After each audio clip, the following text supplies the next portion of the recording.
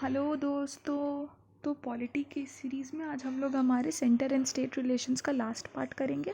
आज हमारा financial relations ख़त्म हो जाएगा पूरा। तो without wasting much time let's start.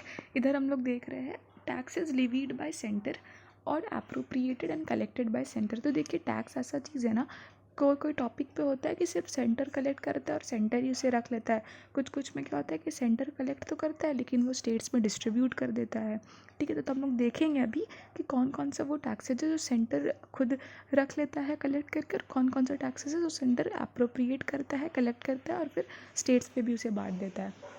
Background music के लिए सॉरी, थोड़ा सा manage please. The tax is levied by center. Tax is levied by center but collected and appropriated by center.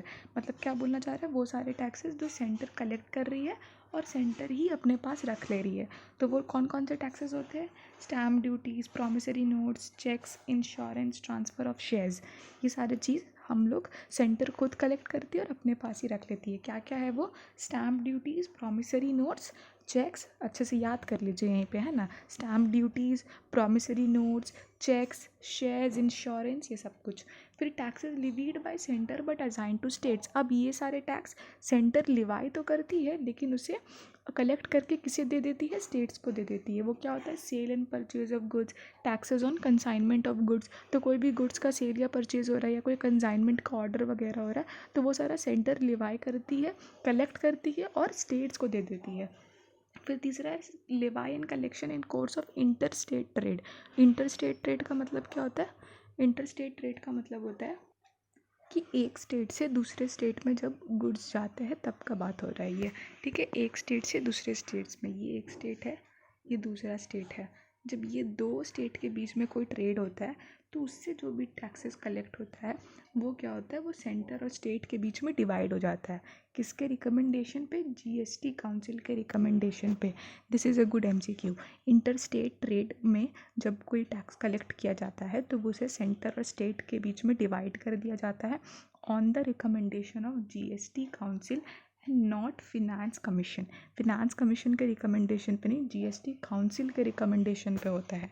ठीक है, और levied and collected by centre but distributed between states on recommendation of finance commission. तो ये exception है। ठीक है, कोई भी other tax except inter state, तो वो तो जीएसटी काउंसिल का रिकमेंडेशन पे, लेकिन बाकी सारा जो डिस्ट्रीब्यूशन होता है रेवेन्यू का वो किसके रिकमेंडेशन पे होता है? फिनेंस कमीशन का रिकमेंडेशन पे। इसे याद रखिएगा। सेंटर और स्टेट के बीच में, मतलब जब इंटर स्टेट, जब दो स्टेट के बीच में ट्रेड हुआ है, ठीक है, इंटर स्टेट दो स्टेट के बीच में ट्रेड हुआ है और उससे जो रेवेन्यू आया है वो सेंटर और स्टेट के बीच में डिवाइड होता है on the recommendation of GST council. लेकिन बाकी सारे रेवेन्यू जो भी डिस्ट्रीब्यूट होते हैं वो किसके रिकमेंडेशन पे होते हैं? फिनेंस कमीशन के रिकमेंडेशन पे। ठीक है, अब इधर cess charge can not be imposed on GST. अब मैंने कल आपको बताया था ना, सेस और सेस चार्ज वो क्या होता है? कुछ नहीं, एक तरह का जीएसटी जैसा ही होता है। तो cess and cess charge GST पे इम्पोज नहीं होता है। एमसीक्यू है। ठीक है, सेस चार्ज जो है वो जीएसटी पे इम्पोज नहीं होता है, वो सीधा सेंटर को एक पास ही एक्सक्लूसिवली जाता है। मैंने कल भी बताया था कि सेस और सेस चार्ज डिस्ट्रीब्यूट स्टेट्स को नहीं किया जाता है, वो सेंटर अपने पास ही रखती है। ठीक है, सेस और सेस चार्ज स्टेट्स में डिस्ट्रीब्यूट नहीं किया जाता है, वो सेंटर अपने पास ही रखती है। ठीक है, सेस और सेस चार्ज टैक्सेस में कलेक्ट किया जाता है, जीएसटी में नहीं। ठीक है, जैसे कि फॉर एग्जांपल मान लीजिए कि ये वाला 100 रुपीज़ का हमारा प्रोडक्ट था। ठीक है, इस पे 10 रुपया क्या लगा? टैक्स लगा, टैक्स लगा। अब इस टैक्स पे 1% क्या लग गया? Cess charge. तो ये जो 1 रुपया एक्स्ट्रा था ये कहाँ जाएगा? ये जाएगा सेंटर के पास। समझ में आया मैंने क्या बोला? 100 रुपीज़ का प्रोडक्ट था, ठीक है, उस पर 10% का डिस्काउंट लगा और इस डिस्काउंट पे 1% सेस चार्ज लगा। ठीक है, तो 10 रुपया तो ये जीएसटी हो गया, मतलब डिस्काउंट बोल दिया था मैंने, सॉरी। 10 रुपया का तो ये, जैसे कि 100 रुपये का प्रोडक्ट, 10 रुपये का टैक्स प्लस 1 रुपया का सेस चार्ज।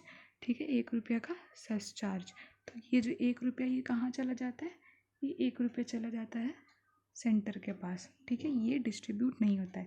याद रखिएगा, जो सरचार्ज होता है, सरचार्ज वो डिस्ट्रीब्यूट नहीं किया जाता है, ठीक है। That is not distributed between centre and states, ठीक है। वो डिस्ट्रीब्यूट नहीं किया जाता है बिटवीन सेंटर एंड स्टेट। क्या? सरचार्ज, ठीक है। अब कुछ नॉन टैक्स रेवेन्यूज़ देख लेते हैं। गवर्नमेंट के पास तो बहुत सारी रेवेन्यूज़ आती है ना, टैक्स से भी नॉन टैक्स से भी।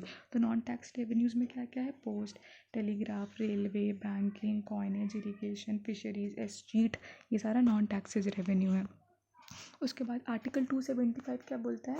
Empowers parliament to give grant in aid to state on the recommendation of finance commission.